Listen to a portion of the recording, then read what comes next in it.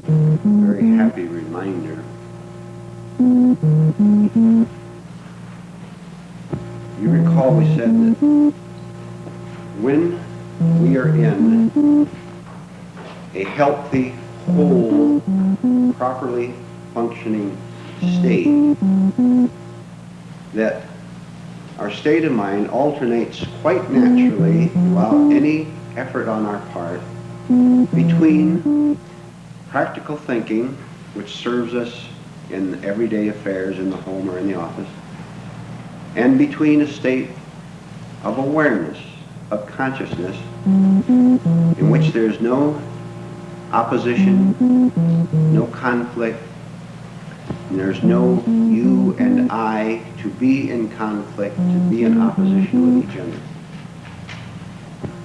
So the happy thought, just to begin this with, and to remind ourselves that this is truly positive thinking.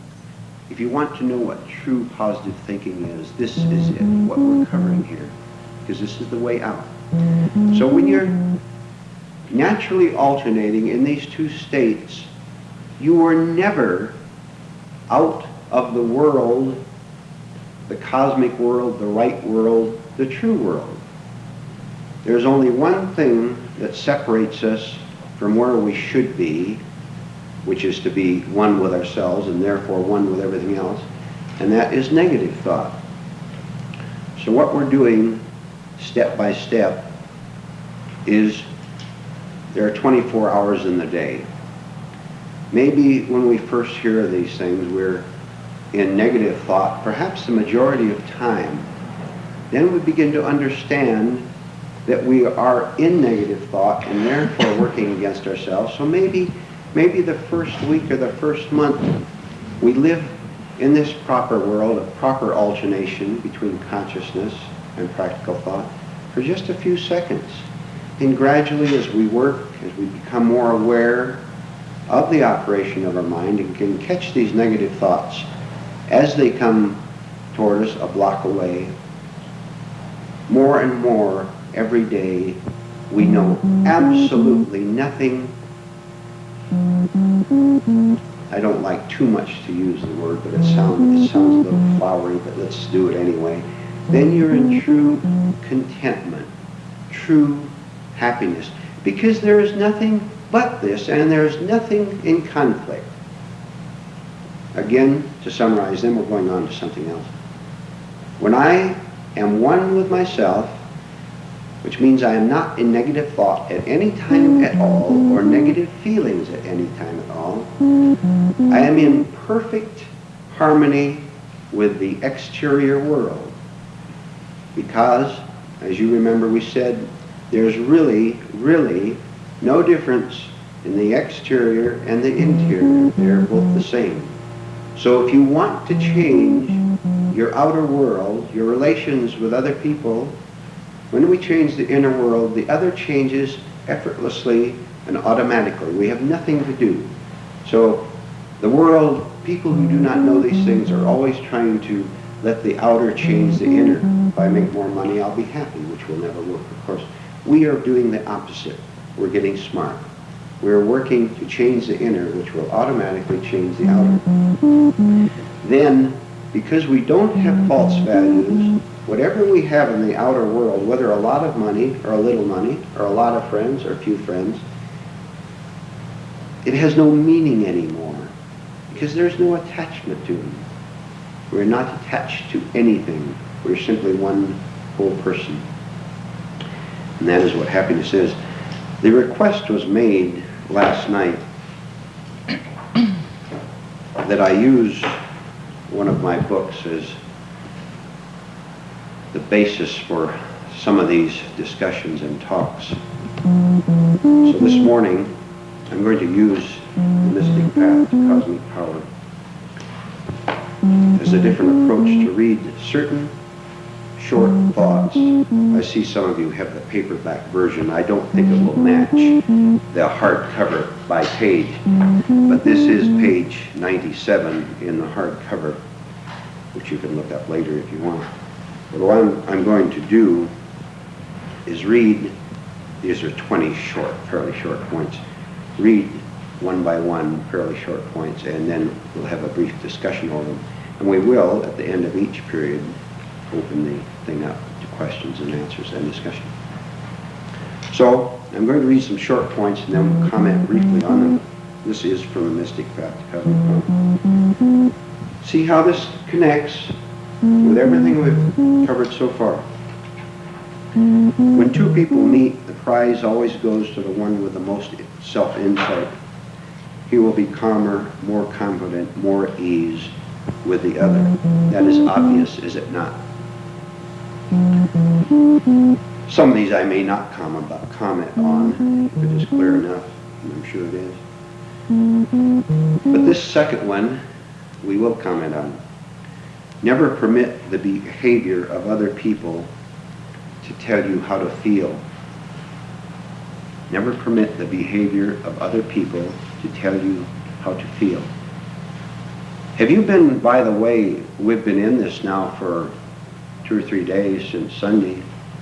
Have you been, answer to yourself, not necessarily to me, have you been actively engaged in experimenting with this?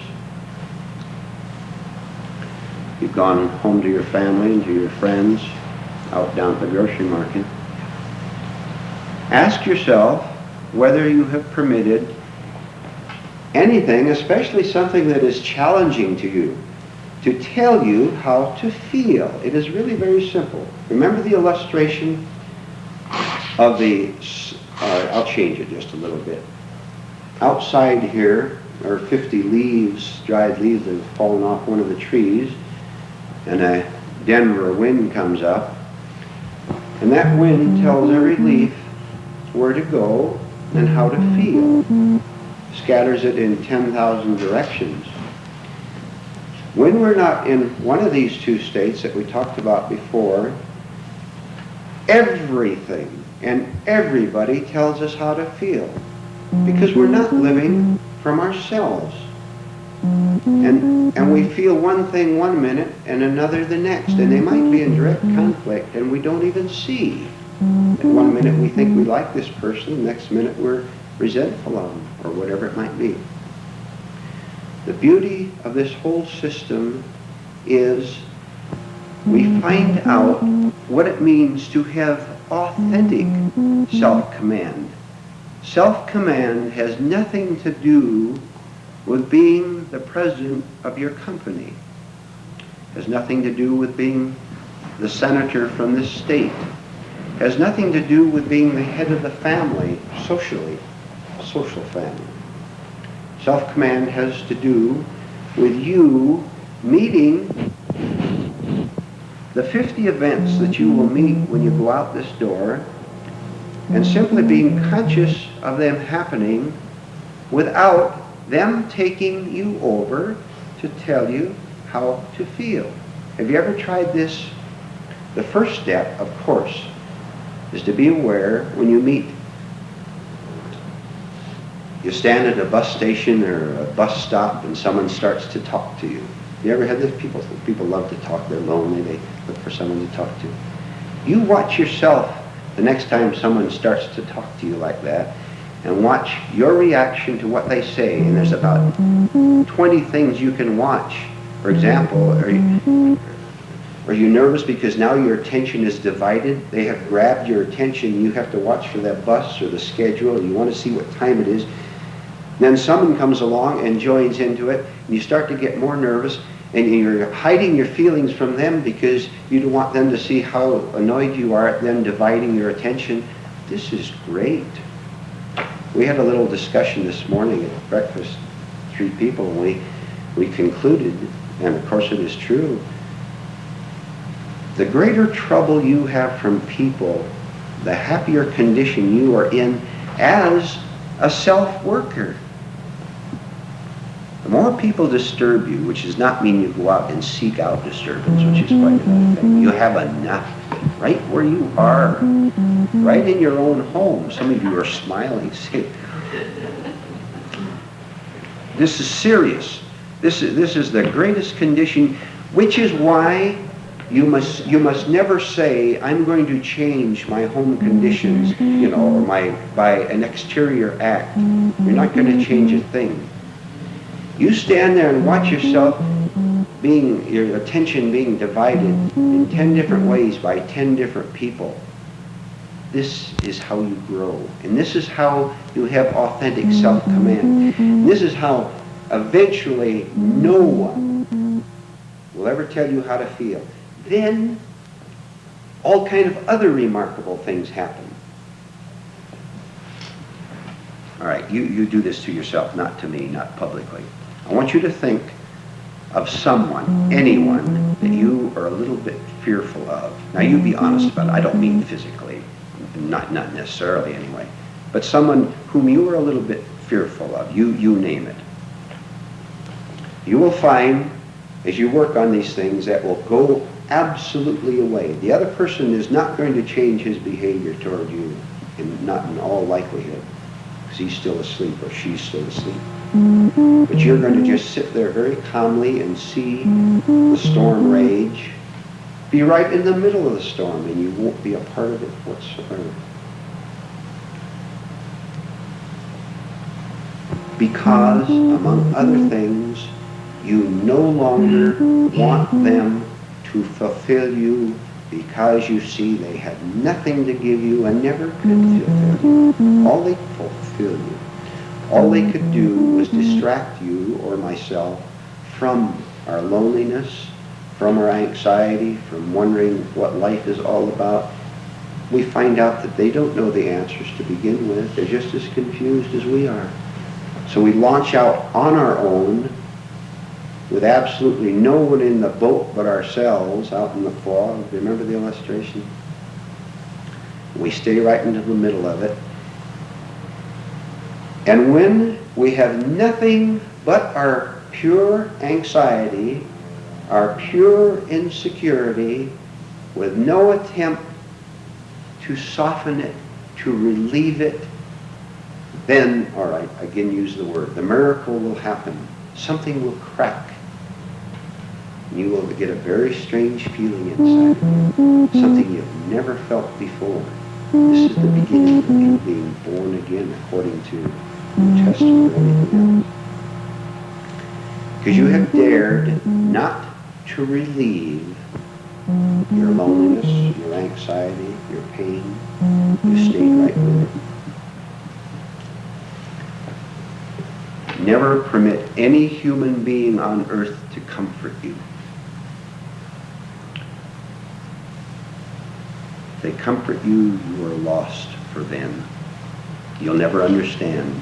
The minute I reduce my anxiety, my loneliness, I have lost the opportunity to understand it.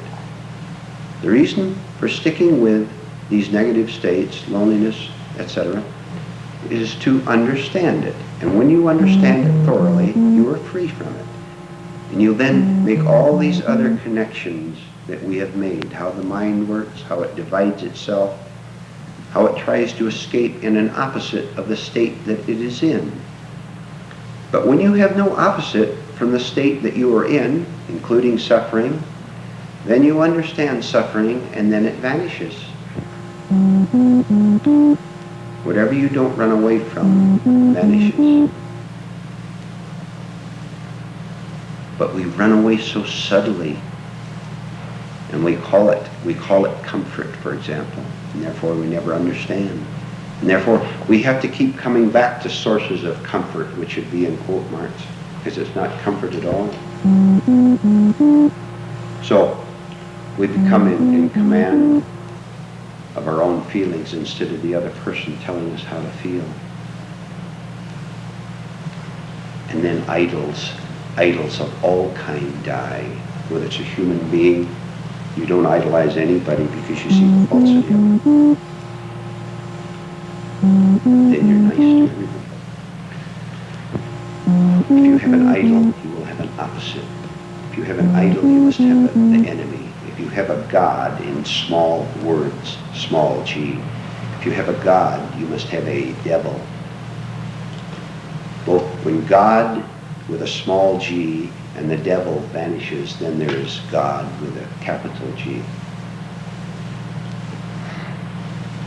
Pay little attention to what people say or do. Instead, try to see that their innermost motive, for speaking and acting, in parenthesis. Now apply this very same rule to yourself, and you become an enlightened person. We had again this morning in a discussion, we had a very funny, it's funny but also tragic observation on human nature as it actually is. It's as follows. If you give a man a gift, he'll fall all over himself thanking you for it and being very grateful to you. The second time you give him something, he'll very politely and civilly thank you for it. The third time you give him something, he'll wonder why you were late. The fourth time, he'll wonder why you only gave him a half a sack instead of a full one. The fifth time, he'll hate you for not supporting him for the rest of his life. This is the way human nature is. And by observing these things, we begin to see the whole story. I don't have to go into it. Pay a little attention to what people say or do. This is all false personality operating. And then we don't become gullible to other people. Any friendship requiring the submission of your original nature and dignity to another person is all wrong. A lady on television read this particular verse when I was on television a few days ago. Any friendship requiring the submission of your original nature and dignity to another person is all wrong. Does that need any comment?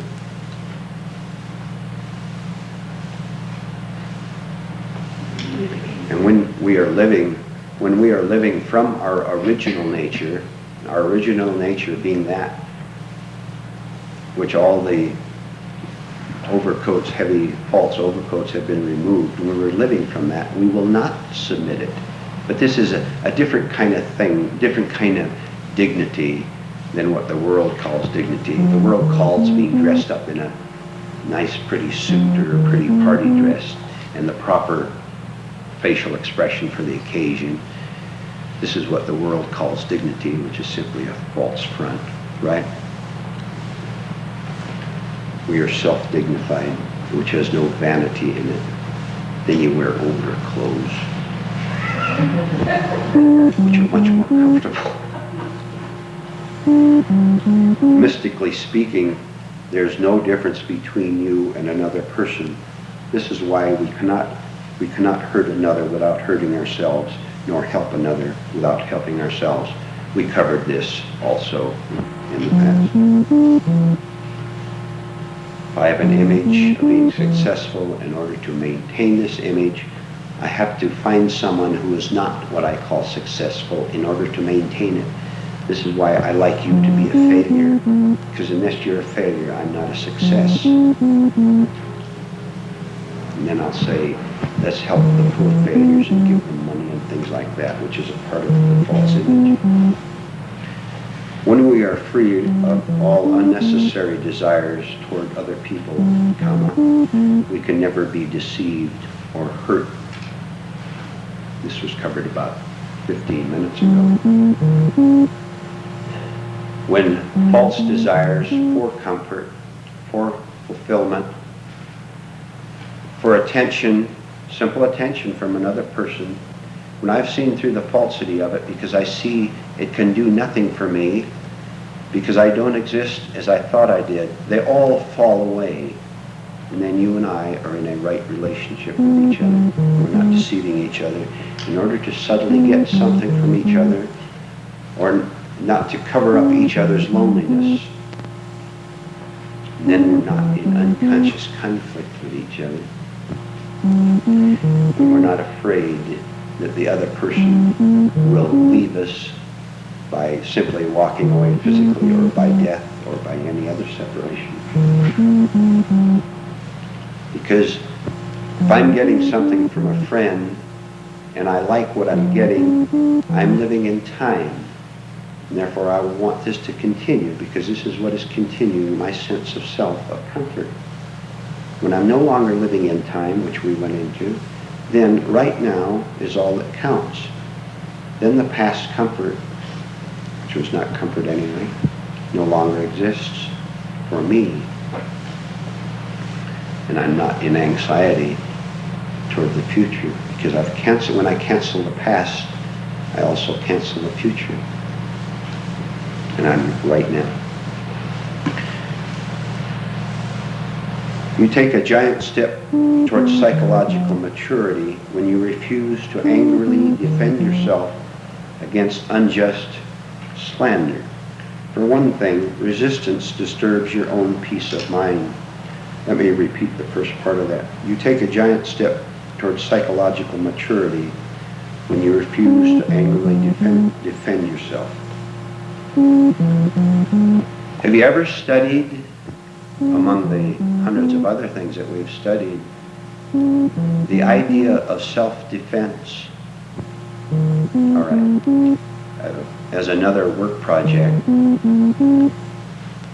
But you have to see that you feel you are being accused or attacked, which means that maybe someone attacks an idea we have. At the very moment that this happens, you watch your resistance to it.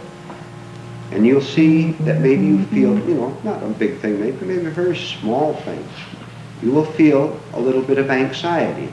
Now track it back, even further back, according to what we've discussed, and find out what causes the anxiety is the defense of an idea we have about the person we are, our pet theories. Then, when you can be attacked, then it is only a word to you, but not a feeling and not a situation. Because, as we said before, the whole idea of another person attacking you has no meaning anymore. In the first place, he does not exist as an opposite to you, and you no longer exist as a person who can be attacked. The way to abandon false ideas is to let the world attack you, put that in quote marks. Let events attack you, let them do anything they want to you without resistance. Resist not evil, what we call evil. And if Christ had had more time or had been translated fully, that probably would have been added, because evil, we have to say it as a word, but evil exists as something which opposes what we think we are. When you no longer have any idea of who you are, which is not confusion, but clarity, then there can't be any opposition.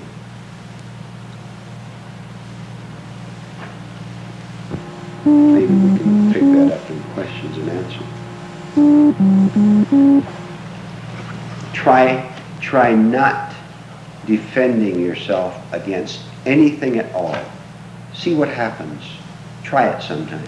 Don't defend. Watch how quick our self-defense mechanism springs up at the slightest look on another person's face, the slightest challenge to our ideas about ourselves.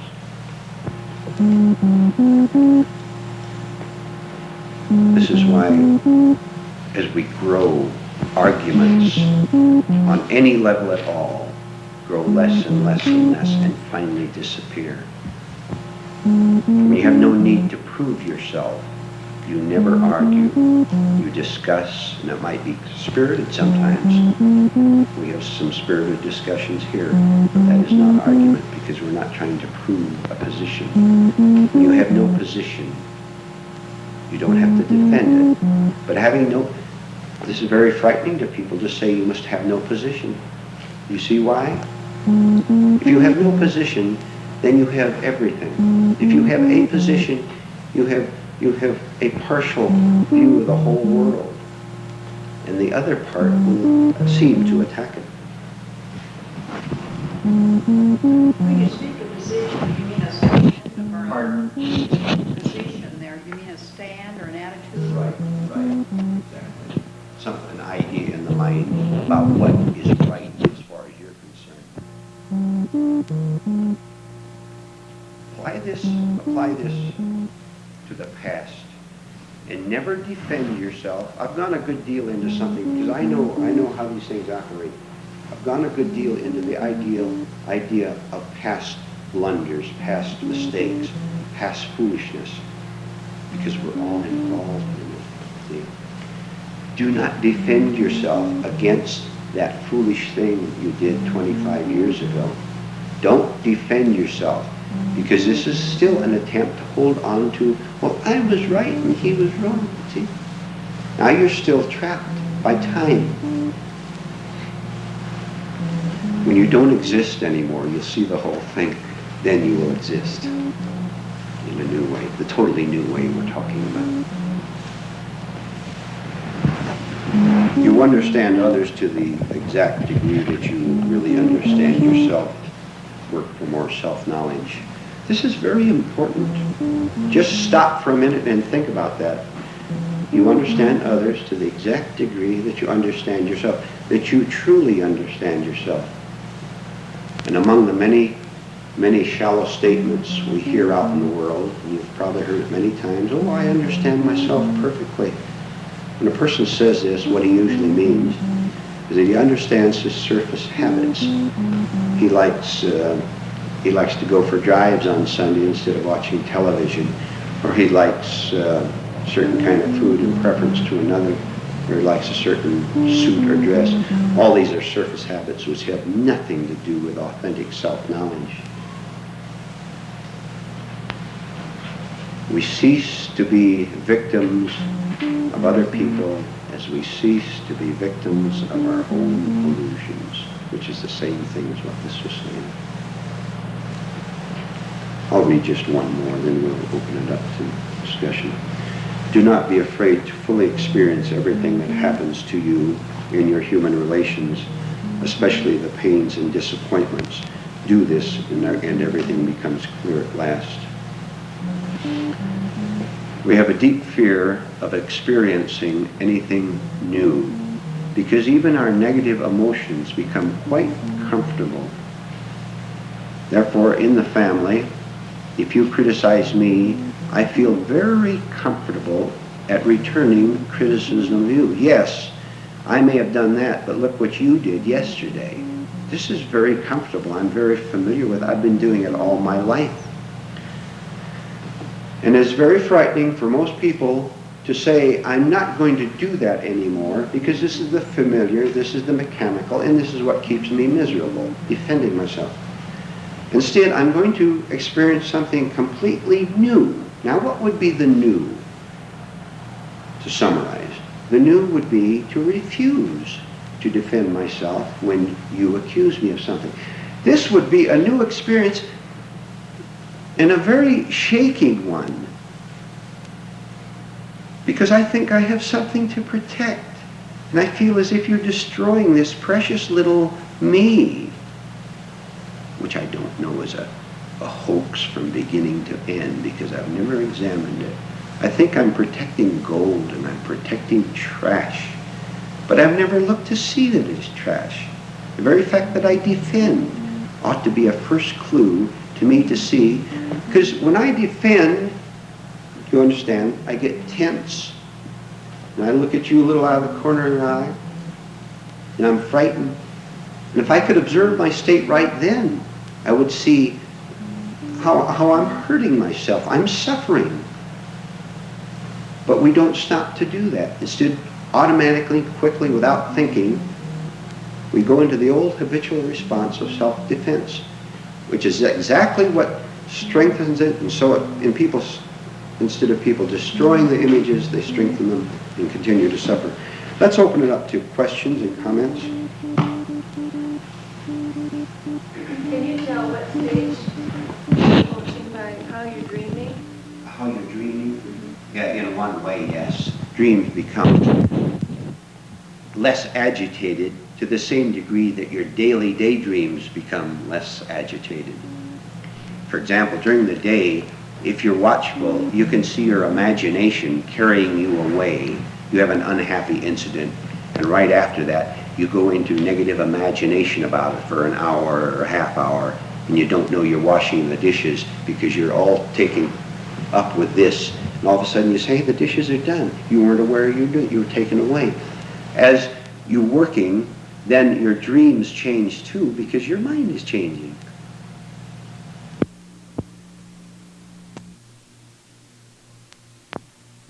Your actions in your dreams? Being conscious takes care of dreams. Let me put it that way. May I throw in another suggestion? It is an excellent time to work on yourself just before you fall asleep. You know, you've been talking with your wife or husband for an hour before talking over things, but you know, eventually you get dozy and you both fall off, or if you're alone. Just before you start to fall asleep, start to go over these things. You want to use the word meditation, fine. Start to meditate on these things. Think on these things. Go over them and try to fall asleep while you're thinking constructively about these. That will start to change things. You won't fall asleep in a negative mood, for example, you see, and that is a very healthy thing to do. Give us an example of constructive thinking. There hasn't been a thing that has been said here today or for the last several days that has not been constructive. I'm sorry to generalize so much, but I can't think of a thing that hasn't been constructive. Everything. So when you're falling asleep, it would be really just more self-observation. Sure. The whole thing. Can you be aware, for example, that there is something in you that for many years has been wanting to change? To simplify it, you've been wanting to change yourself. That is constructive. That is the start. There's no change without wanting to change yourself. This is not a false desire. This is a positive desire to want to change things. It's mixed up with a lot of false things, of course, because we're not clear yet. But essentially, that one seems right, yes. About not defending ourselves. Now, I was thinking about in a courtroom.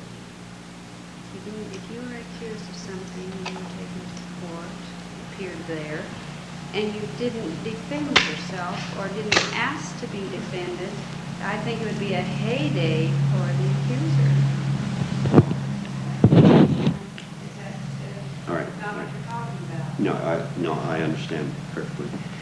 Now, we have to understand, first of all, look, you mentioned courtroom, law. I wonder, do you understand, you ask yourself this, do you understand that all human laws are either outright false or imperfect reproductions of natural law? Okay, so far.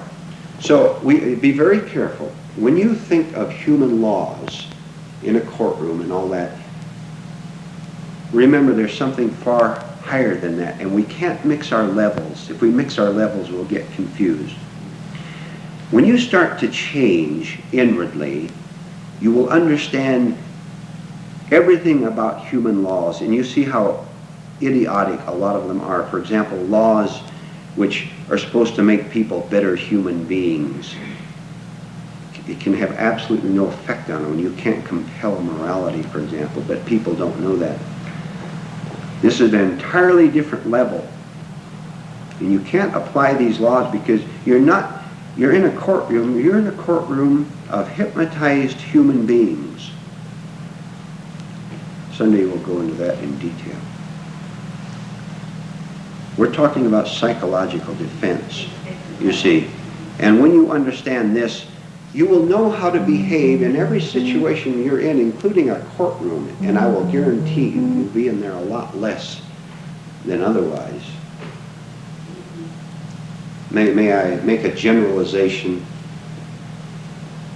At the beginning, stay away from this type of thing. Stay away from human laws. Don't go around suing people and inviting suits. And this is madness. This is insanity. Stay away from this type of thing. Get away from it. Have nothing to do with it. Don't live like other people live. Don't, please. And eventually you'll understand. Then if you get involved in something like this, you'll know what to do. There'll be no problem. Yes. In comfort, would you, I know a child might grow, would you comfort a child? Yes, you certainly would. And that's, again, another different level. Little Tommy falls down and hurts his knee. You bind it up and tell him. You help him at the same time. Children are hard of hearing, of course, like most of us are psychologically. But you tell him, Tommy, if you wouldn't run out the door, if you'd walk out, you won't hurt your knee. You add some sound advice, which he won't hear. You'll do it again. But obviously that is on a different level. But at the same time, at the very same time you're giving what is normal comfort to your child, you do not infuse him with the idea that every time he falls down, he's going to have a psychic mama when he's 60 years old who's going to pick him up and comfort him. Then he grow up to be a 60-year-old child, and that's what we want to avoid. Dependency. Children, they're watching. Boy, are they watching. You mentioned the fact that, you welcome nativeness in the environment. This is the way to learn, things like this. But at the same time, when do you decide to move away from this sort of thing? Your environment, sometimes you have to move away. Okay. On a very practical level, if you happen to have, if I have this, if I don't, you can correct me. If on the everyday level you want to move into a new home and you can afford it, where's the problem? Don't make a problem out of it. Move into the new home. If you see that something is harmful in your life, get rid of it. What's the problem? Be very simple about it and very direct. Yes. I'm not sure I understand what makes the transformation when you're faced with a negative and you watch it, you observe it, and is it the determination or the effort to not react to it or to just stick with it? I don't see what makes you finally burst out of it. I will have to tell you that when you experience it, then you will know the answer to that. However, we will discuss it a little bit. I am in a negative state, for example. Okay? Let's say I am depressed. And I'm depressed, by the way, because I'm living in false elation. I got the raise, and the thrill wears off. Now I'm depressed because I find out you make $80 a week more than I do. And you're 20 years younger than me, by the way. And I think I'm a failure, and all this bitterness, and so, I start properly by seeing that I am depressed. Step one. I simply see it. I can see, I begin to observe the expression on my face. Remember I said just don't watch your expression? That's one little clue. I observe my tension. I observe how I walk down the street and I don't even know I'm walking down the street because my mind is wandering and what a failure I am. And I have 3 college degrees at that. And this guy who never went to college, he got out of high school and fell right into the fishing boat industry. Now he's a millionaire. And I'm bitter. And God has let me down because I've been going to church all my life and giving a tithe. And I resent giving that 10%. That's getting I see my depression. Now I have to start making many, many connections with other things. And this is why we're here. See, to get knowledge, to enable us to make all the connections we must make. The first one being the connection, the idea that I am depressed. Now as all this knowledge, which is on the level of memory, comes together, then I know what to do next. And the next thing I do is to not identify with my depression, which simply means I do not say, I am depressed. When I say I am depressed, I have immediately built a false personality, a false self. And I think that I am that depression, which is a falsehood. I am not really that depression. I have been taken over by mechanical thought. But I would rather be a depressed person and a bitter person and a hateful person than to be a nobody. Because to be a nobody would be the most terrifying thing I can imagine. Are you following? When I'm willing to be nobody, which does not mean I cease to exist. We're here, I'm here. I exist with my own human level personality, and you do. It means I cease to exist as an identified person. Then the whole thing spreads out into many other things that I must see. Example, I must also see, in order to give up this false personality, I must cease to love my misery. People love their misery, and you know it. Watch their talking. We went into this before, so I won't. So to give up my suffering means I have to give up my identity of being a suffering person, which means the next time you come to my house, I can't pounce onto your ear, if that's the right expression, grab your, and tell you how evil my neighbor is. He plays his television at midnight, and you know how my head hurts when I hear it. I can't complain anymore.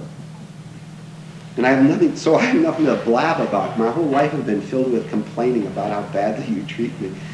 Which means that I will be empty. And this I absolutely will not permit, because I'm afraid of dying to this false personality I build up. A suffering person. How wonderful it is to suffer. People, I'll throw in a quick side thought.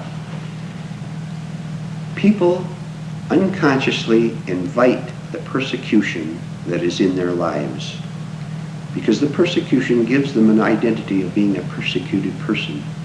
They are deliberately invited into it. See the law of cause and effect, for example. So when I have no need to be the center of attention, I don't hang out with nutty people, or more polite in here, with neurotic individuals. In order to get the ego excitement of two neurotic people exchanging neuroses and complaining to each other and banding together, here's two of us against a third person. I feel a little better now because I have you on my side, but we're both making each other sick. And we create the other person all the time in order to justify our position. Watch television. All these things have to be connected, and this is what we're doing. We're getting head knowledge, we're getting experience. So we have maybe about 100 ingredients that automatically come together when an incident comes up. A little thing, just a little thing. I stubbed my toe going out the door, and I've been standing up and telling you to be an aware person. See, and I watch that reaction. Anything can be of help. And then 80 things come to mind, and then 81, 82. Pretty soon you're free of the crisis, because there is no crisis. No matter what happens to you, there is no crisis, because you don't create one. It happens out there, but it's no crisis to you, because there's no one to experience a crisis. There's no sufferer. We can take 5 more minutes, I think, 3 or 4.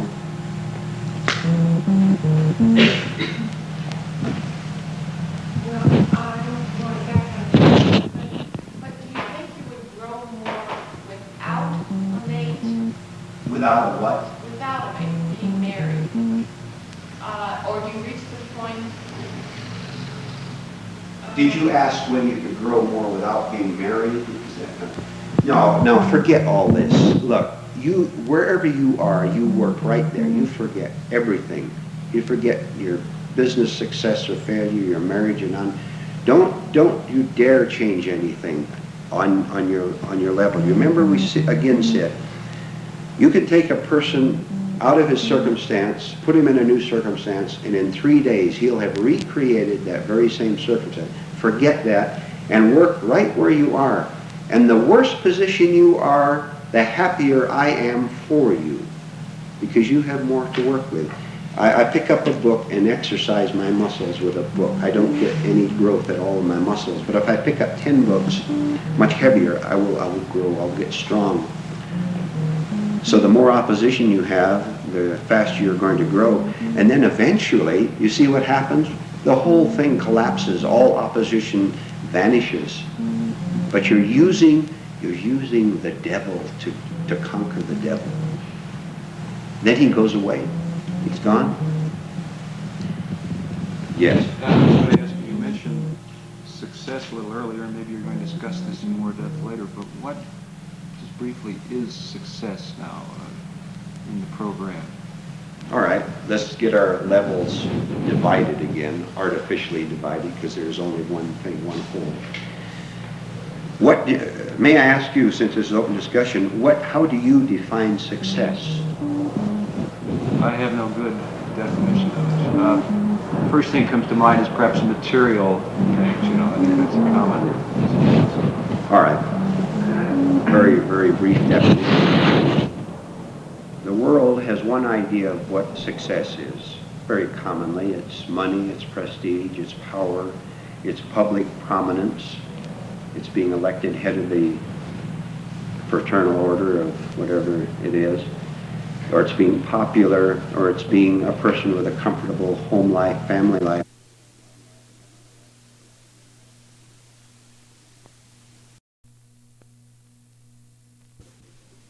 Theoretically speaking, to be successful simply means to be a free human being.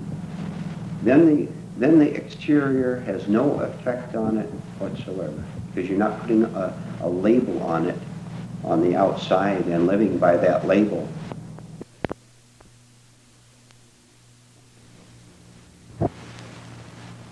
I'm successful in the material world. I am also afraid, if I've called it success. I can have $1 million, you understand, and be a free human being, because I'm not attached to it. And I don't say, see what I did. You didn't do it at all. We covered that last night. Or I can be poor and be a huge success. And then the rich man and the poor man know the very same thing. And neither of them have any ideas at all toward each other outside of knowledge, true knowledge. The rich man doesn't feel superior, and the poor man doesn't feel inferior. All these terms are gone. This is true brotherhood, to use that awful word. This is true compassion. Forget society's definitions of success, and all the rest will follow. One more before we break and go downstairs.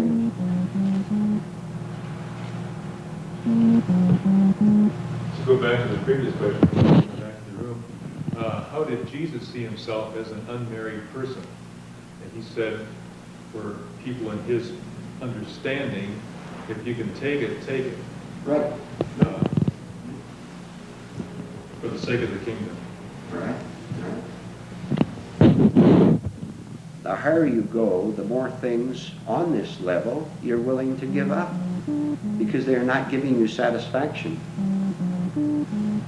May I know this is a mixed group, may I bring in the topic of sex just briefly again, because this covers and connects with what you say? As an example of what you were talking about, sex becomes a problem just as everything else does with people, which need not become a problem any more than anything else need become a problem, including money or a lack of money. But we make a problem out of it because we're simply mixed up. And everything we touch becomes a problem, including sex. So as far as the question of sex, involvement, and so on is concerned, when you're in a state of freedom, there is no problem there, whether you're involved in it, active in it, or not active in it. There is no problem. And that is all that needs to be said, because you're not taken over by that particular subject any more than anything else. then if you have sex in your life, it is a perfectly normal and natural thing. And if you don't, it is a normal and natural thing, and that is the end of it. And you don't long for the opposite state. But if the opposite state comes along, that becomes normal. All right, let's break for 10, 15 minutes.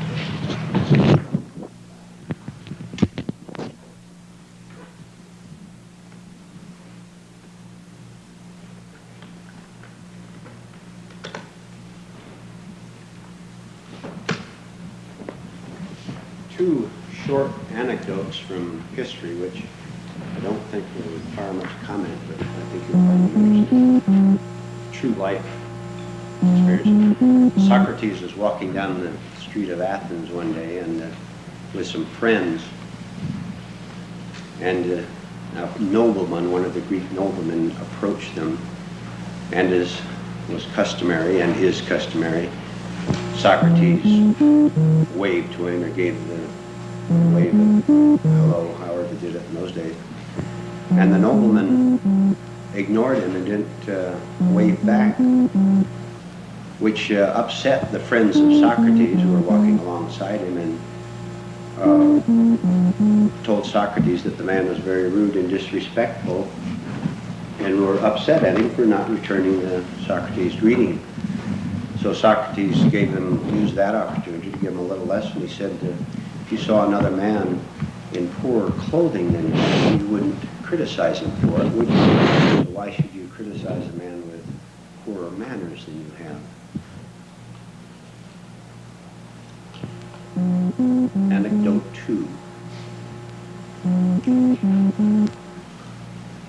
I'll give a brief introduction on this. Count Leo Tolstoy, whom you probably know as a novelist, also was a human being who woke up. He wrote novels, and there's a good deal of psychological insight in his novels. But if you'd like, may I suggest some reading as a side? You'll get to it perhaps sometime, but get his books on, his nonfiction books. And the titles are a little bit misleading, because every publisher, his books are in public domain, I believe, and every publisher gives it his own little title if he feels like giving it. But you might find a book by Tolstoy called The Kingdom of Heaven is Within, and it is a very worthwhile bit of reading for you. Has some tremendous insight into it. And he went through all these experiences that we've been talking about. A wealthy man, a count, no less. He had serfs, I believe they called them those days. He was a military officer. He went out and killed in wars as everybody else did. And he went through a tremendous inward anguish all through, just as we have been talking about. And later on in life, he was in his 50s or 60s, he began to do just what we are doing. He began to question the whole thing. And he started on his search, just as we are doing right here. Went through all this uncertainty of having to toss out all these values that the rest of the world preferred. And finally, going through the whole business, finally became an awakened human being. And you can tell it by his books.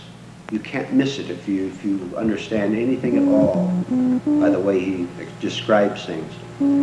But the one quote I'm going to give and leave it at that is, after he had awakened, in one of his books he wrote, speaking of his earlier life, he said, like all insane human beings, I thought everyone was insane but me. That is a sign of an awakened human being. All right, we'll continue with this.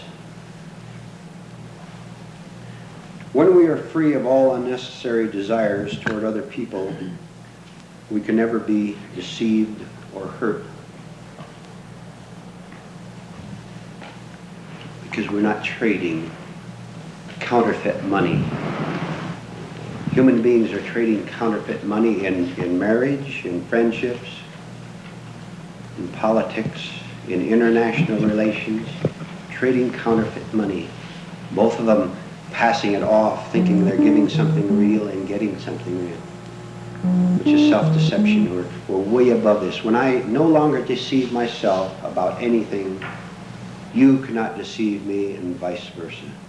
And we're no longer living on that level. It's not for us. We cease to be gullible.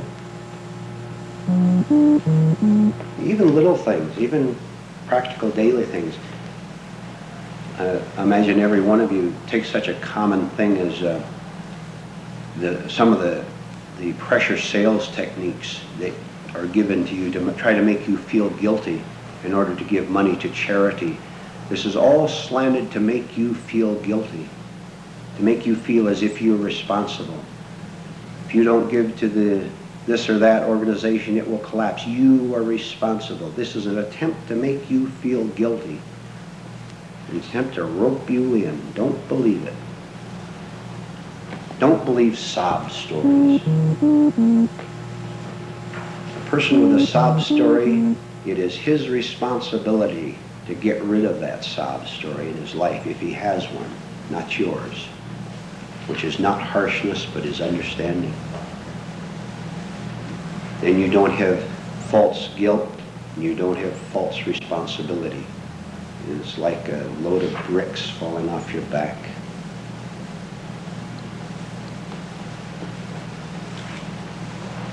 You take a giant step towards psychological maturity when you refuse to angrily defend yourself against unjust slander. For one thing, resistance disturbs your own peace of mind. We read that one, didn't we?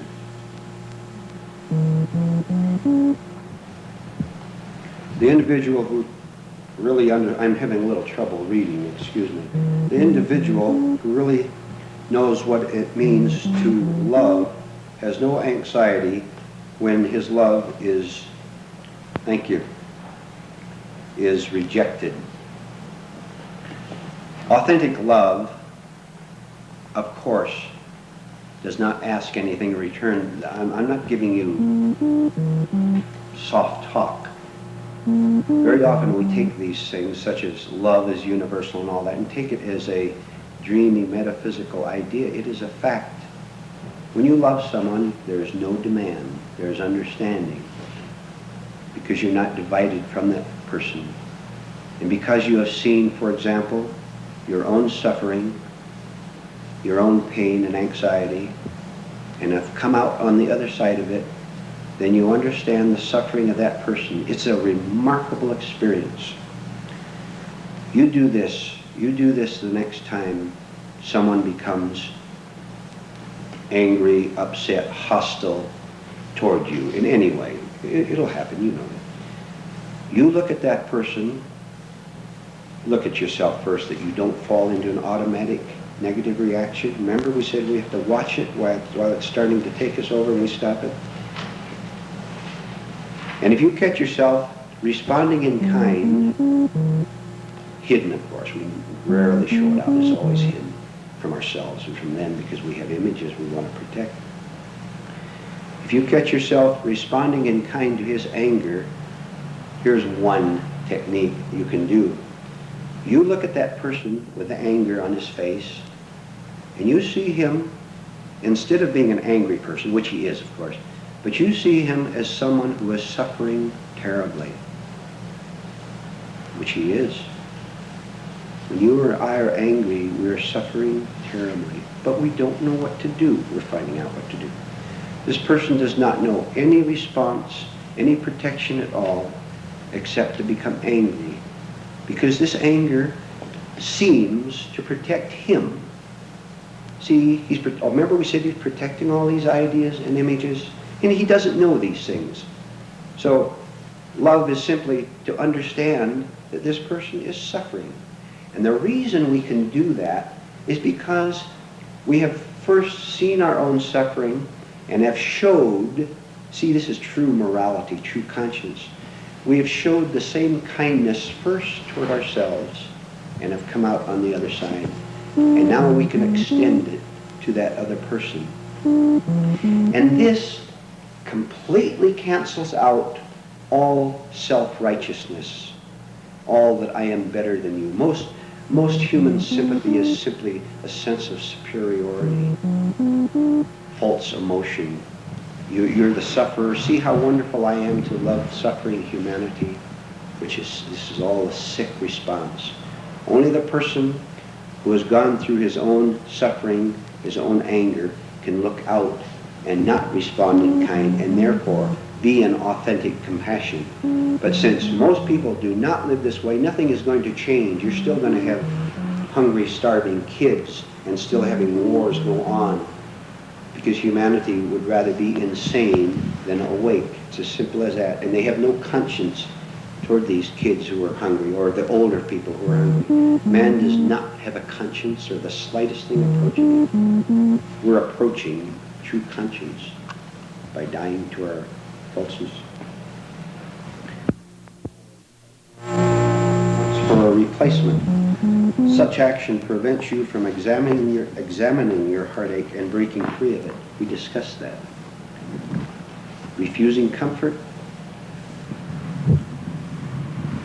When a person gets in trouble, say the marriage gets shaky or something like that, you'll find all kind of people who will come around and comfort you and tell you how awful your wife was and husband was, and you were the nice, innocent party. And if you accept any of this, you will never break out. Do not be afraid to be a nobody in the social world.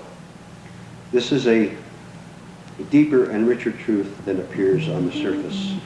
Do you see the connection with what we've been talking about? If I have to be somebody, I have to search you out to make sure that you understand how important I am. If you forget, I'll remind you. When I am nobody, I'm free. It makes no difference. I'm on my own. Now I can do what I want to do, and I'm not burdened by having to please you. I can live my own life at last. This is not selfishness, this is right. You want to do what you really want to do, you do this and you'll live the way you really want to do. Then your involvements, you walk in and out of any situation, free as a bird, in and out. If you want in, you go in. If you want out, you walk out. But you don't apologize by going out, for example. Every unpleasant experience with another person is an opportunity to see people as they are, not as we mistakenly idealize them. The more unpleasant the other person is, the more he can teach you. He can teach us because he forces us to see ourselves as we really are, not according to our idealistic self-images. This was said earlier. The more of a problem the other person is to me, the greater my opportunity to take it rightly, to see myself as I am, and to destroy false images of being a nice person who never gets upset about anything, calm about it and everything.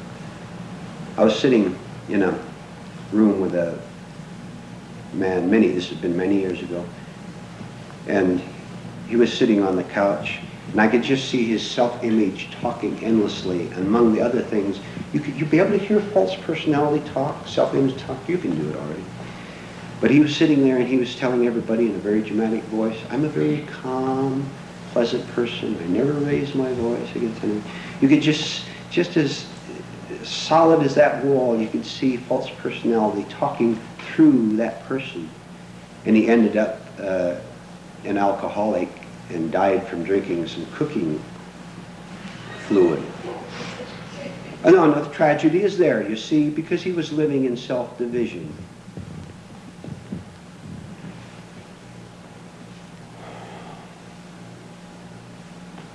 Every unpleasant experience with another person, I read that. You can be so wonderfully free from a sense of injury and injustice that you are surprised when you hear others complain of them. This connects, by the way, with what the lady mentioned about courtrooms and lawyers. We brought that up, you remember. The world lives on a system of artificial justice, and do you know what the person in the world calls justice. It is justice if he gets what he demands. It is injustice if he doesn't get what he demands, and that is his whole system of justice and morality, which is artificial. Justice, the word completely disappears from your vocabulary when you set yourself free. There's no such thing as justice or injustice, which is very nice, because then we're not split, we're not divided. Do you understand that the whole thing disappears, that the opposites disappear?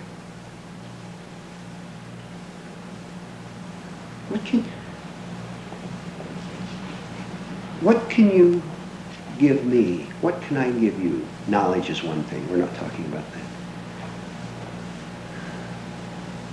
Nothing.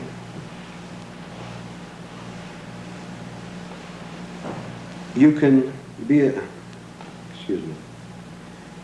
We cannot recognize a virtue in another person that we do not possess in ourselves. It takes a truly loving and patient person to recognize these virtues in another.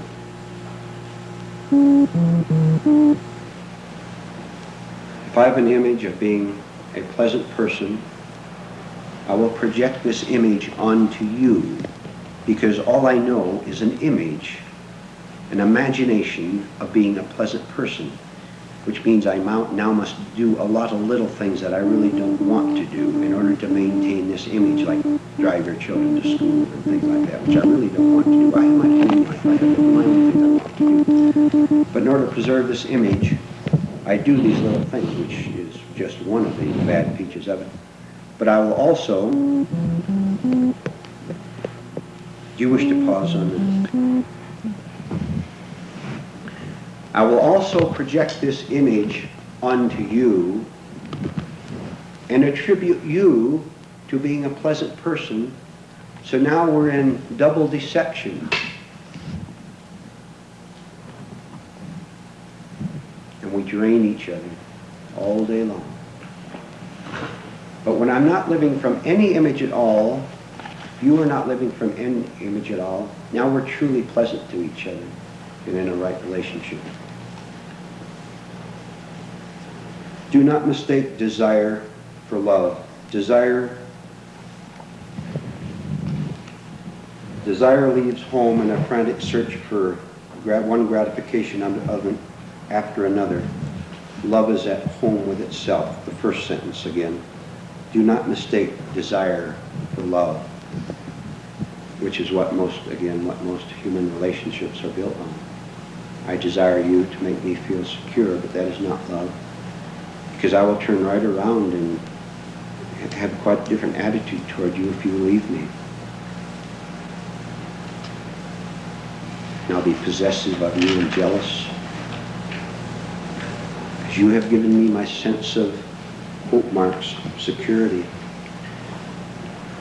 When I don't need you in my life, I can have you properly in my life. And this is the only way it can be. When I don't need you. Does that sound harsh? It isn't at all.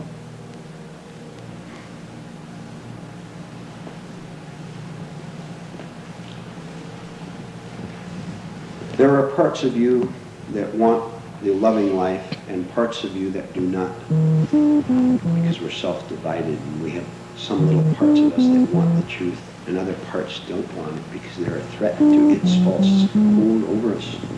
Place yourself on the side of your positive forces. Do all you can to aid and encourage them. This is what we're doing here. We're trying to strengthen these one or two little right ideas that we have. This is good. See, maybe, just for example, say that each one of us in this room are 99% negative and 1% positive. You are 1% positive. I'm 1%. She is 1%. She is 1%. That's a lot of 1%. And this is a very attractive force. Do you know that there's psychic power going on in here during these classes? True psychic power, and I'm not using that word frivolously. I know it. I know what's going on here. And I know why this room isn't filled. So do you. This is what Christ meant when he said, 2 or 3 are gathered in my name, there am I in the midst of them. Maybe a dozen people who have just small parts who want to know, who are earnest. It doesn't have to be 2%, just 1%. But all these joined together make a very effective force. You're learning here today. What's wrong with it? You're carrying these out into your work and into your business. Place yourself on the side of your positive forces. Do all you can to aid and encourage them. You must stop living so timidly from fixed fears of what others will think of you and of what you will think of yourself. Again, when I am free of what you think of me, I am living from my essence and not from acquired ideas which require support from you.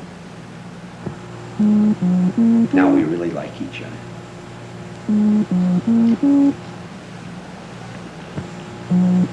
Do not contrive to be a loving person. Work to be a real person. Being real is being loving. The greatest love you could ever offer to another is to so transform your inner life that others are attracted to your genuine example of goodness.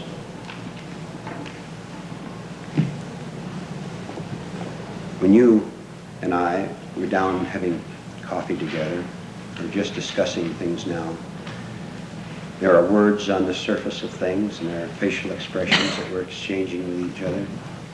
Deep down underneath, way down deep, there's something very real that is connecting you and I, this lady and this gentleman. Regardless of your background, whether you're a man or a woman, you see this connection, don't you? I know you do. You can feel it.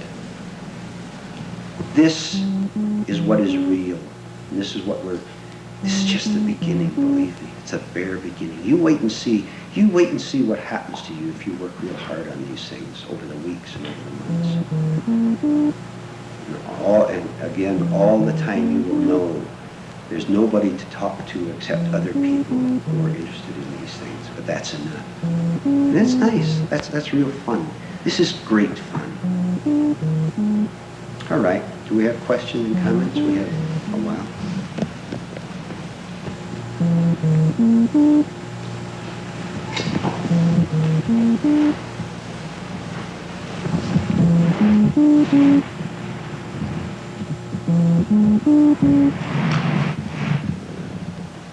Maybe I should make a comment.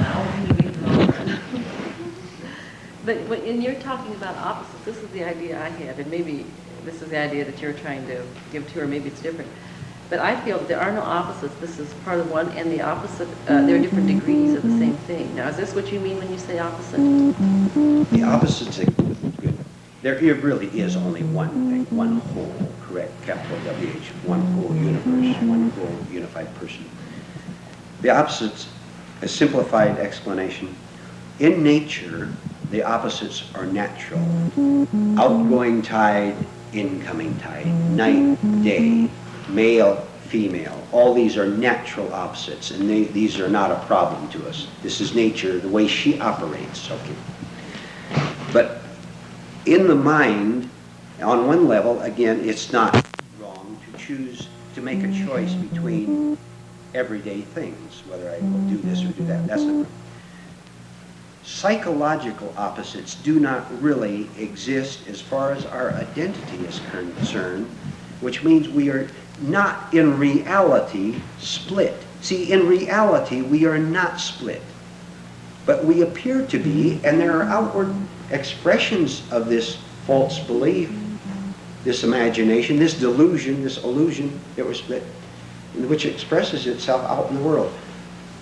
So psychologically, we are not divided, but we think we are and behave from this opposite, which creates the Frenchman fighting the German, the Russian fighting the Japanese, see, on a social level. And in the family, you're a person who wants your way, but I want my way. We're in conflict because we think that getting our way is going to confirm this illusory self, which it will not. But we don't know this, and so we quarrel all day long and all year long. If we can see that the opposites, as far as our identity is concerned, is an illusion, then the thing collapses, and we're free of it. And now we are in our oneness, where we really were all the time, by the way, but didn't know it. Which means we have nothing to get, but something to get rid of.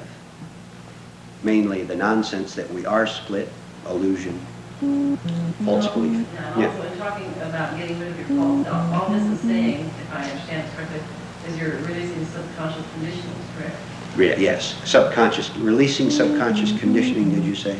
Correct. Correct.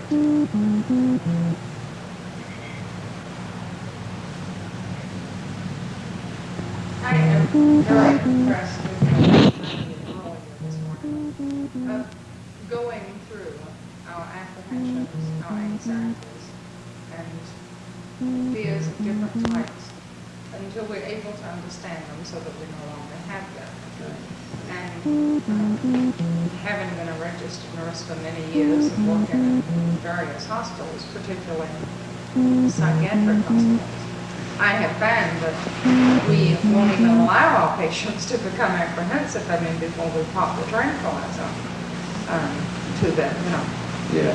And because, well, it's the doctor's orders that to alleviate the apprehension, of course, is our job, and anxiety states. On that level, yes, physical level. But, I have always sort of maintained it with my own life. I mean, not the tranquilizer bit, but in Yes. other words, I would do things to alleviate guilt, Yes. to alleviate anxiety.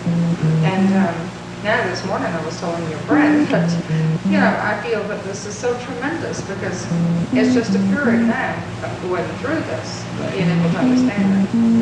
And one further comment in regards to not being obligated to anyone. Yes. This has been a problem, I think, that's caused me quite a lot of guilt feelings. And so now I see that on another level, you're not obligated to anyone. Only obligation I have is to become healthy human beings. We had the illustration on it. I'm sorry, I didn't mean to interrupt. Go ahead, continue. No, I wasn't, Yeah. but I was very impressed with this because suddenly I see this from a different point of view. I'll comment on it if I may. I'll make 2 comments. Here are 10 sick people in a hospital room, 10 men laid out on beds ill. If one man, through his own self-medicine, to make this an example, makes himself well, one man makes himself well and the other 9 are sick, which man can be of benefit to the 9 ill men? See? So our only obligation is to make our only, well, I'm not talking about packing Billy's lunch to school. Those things are automatic.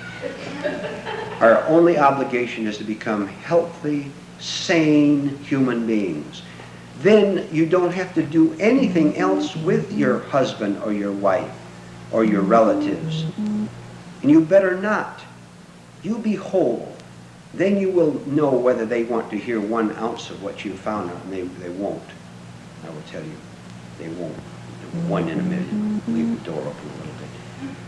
But you be healthy, and this is the only obligation you have, because now we are no longer contributing our former insanity to the pool of insanity.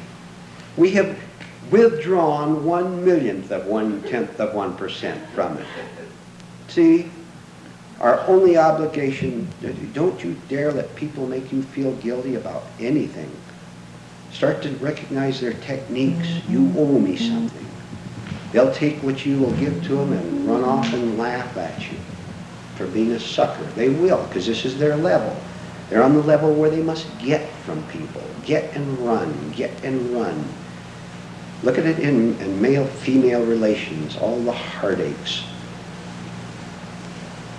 Both men and women are very gullible toward the opposite sex. No wonder they get hurt.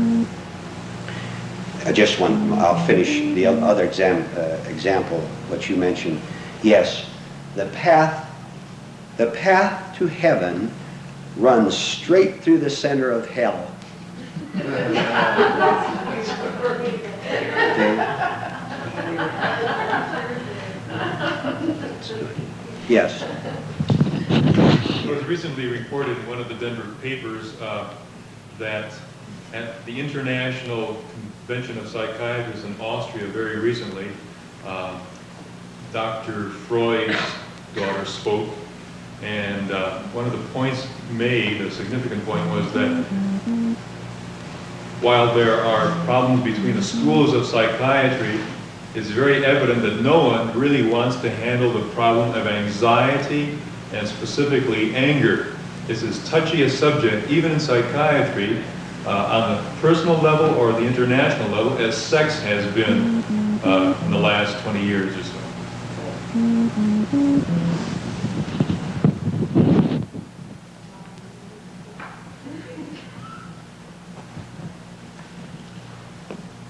Psychiatrists can't do it for you because they do not know themselves.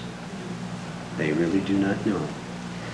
And at $50 an hour, who cares?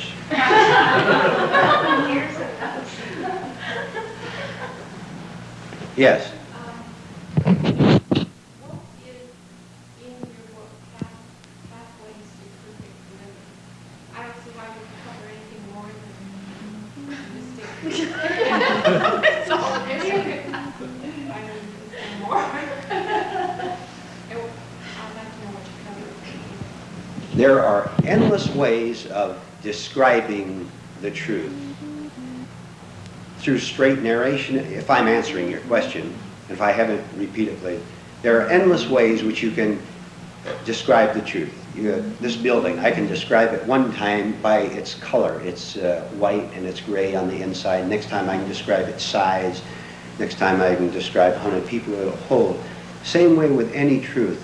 You can describe it in many ways. And we have been doing this, and maybe sometime while you've been sitting right here, something that was said yesterday over here connected with something that was just said now, and they came together.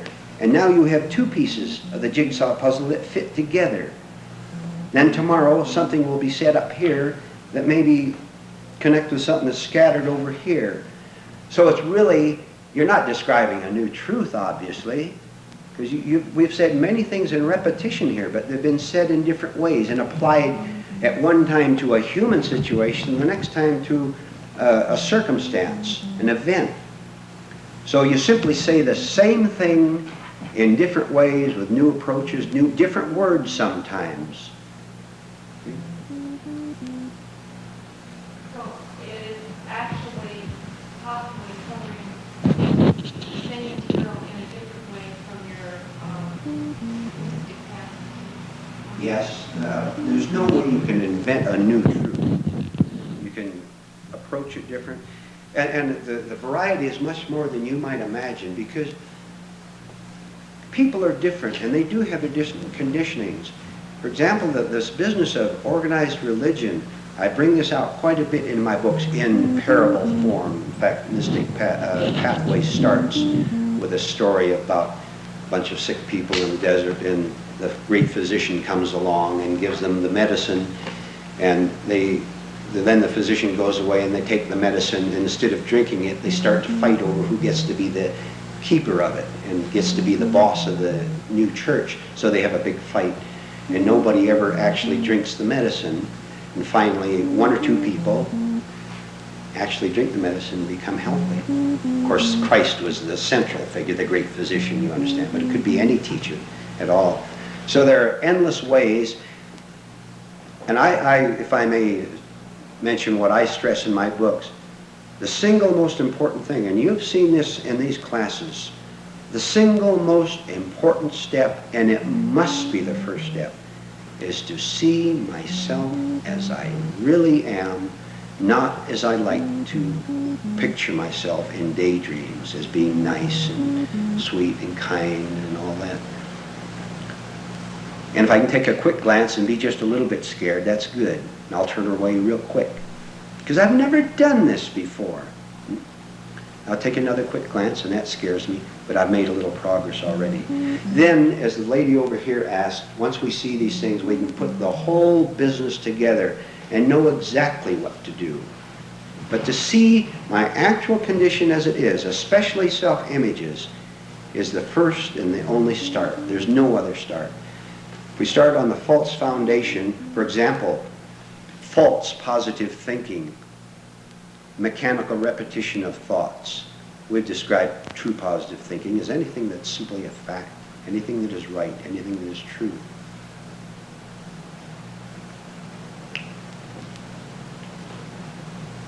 How would you handle indecision? We covered that last night, but we can briefly review it, and you weren't able to be here. Indecision comes by being divided into 10 different people. One thing, one day, we get excited over doing something that we think will fulfill us, but what we're really doing is escaping from an unwanted self. So one day I think by moving to Montana and going on a farm instead of a busy city like this will change my life. But when I get to Montana on the farm, all of a sudden I'm lonely again, which means another self, another false idea has taken over.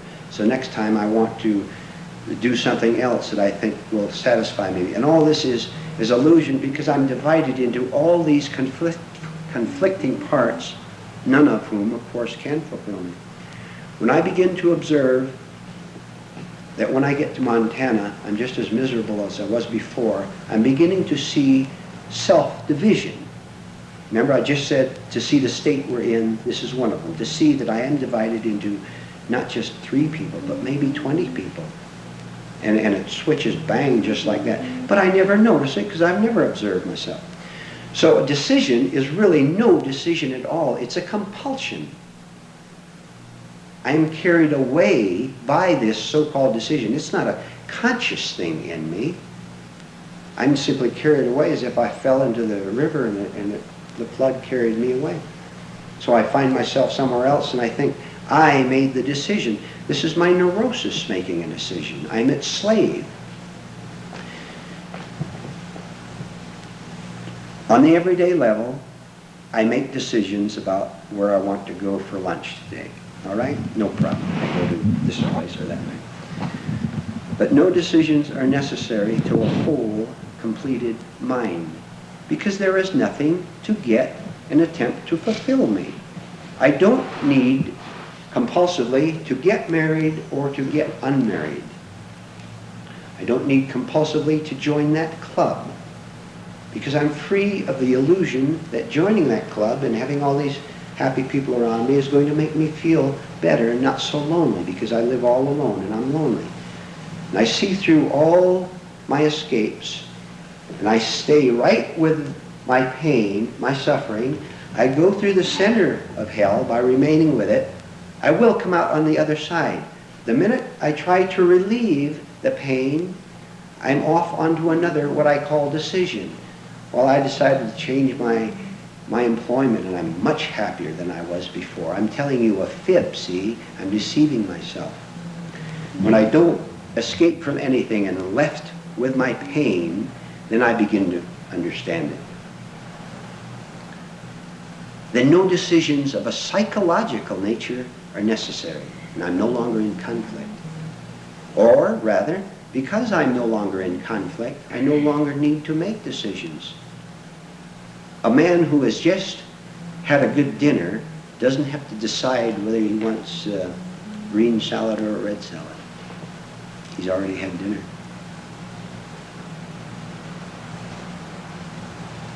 So a man that's already fulfilled doesn't need to. This ends all seeking. Seeking you shall find is perfectly proper. We must start our search. When you have found, all seeking ends, which does not mean you continue to grow. All frantic seeking, an attempt to find false values, ends. Well, I have thought over several years, what can I personally do to help the match, in my realm without getting involved in something that I don't believe in. Now it comes to me in hearing these talks that my obligation or what I should do is to be a whole, real person. That's the whole answer. What more can be said? That's the whole answer. Now all your natural energy, your natural intelligence is turned towards making you more healthy. See, that's a healthy start to begin with. Now you become more healthy. Your energy is no longer drained in false guilts and in false responsibilities. You don't let people tell you what you owe them.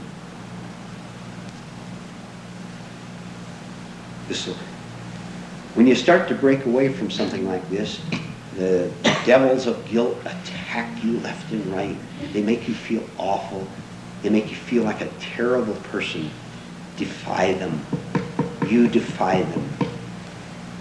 Even if it's, again, 99% wrong defiance, you defy them, and that 1% will grow.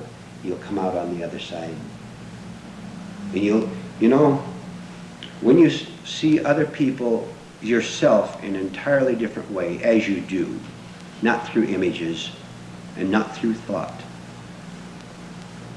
When you see yourself in an entirely new way, you will see other people in an entirely new way. You'll know exactly what they're thinking. You'll know what their motives are. You'll know what they want. But you will be very kindly and not critical, because this will be wrong, which does not mean you're soft.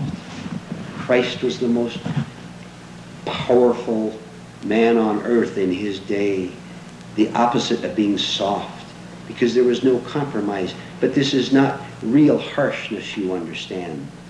This is absolute refusal to give in to negativity, to falsehood.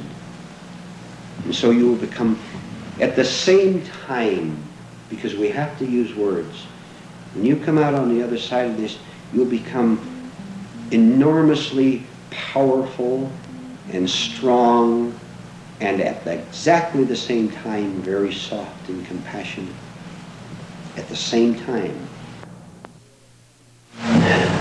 Then when the world comes to you in any way at all that is false, like people trying to make you feel guilty or trying to tell you what you owe them, trying to appeal to your sympathy, for example, you will know how to handle them without any wrong reaction on your part, because you simply understand that here's a human being who in his present state is lost, and he simply behaves as you used to behave, as I used to behave 20 years ago before we got onto this and came out on the other side. So all self-righteousness and self-superiority vanishes, which is true compassion. I think that's enough for today.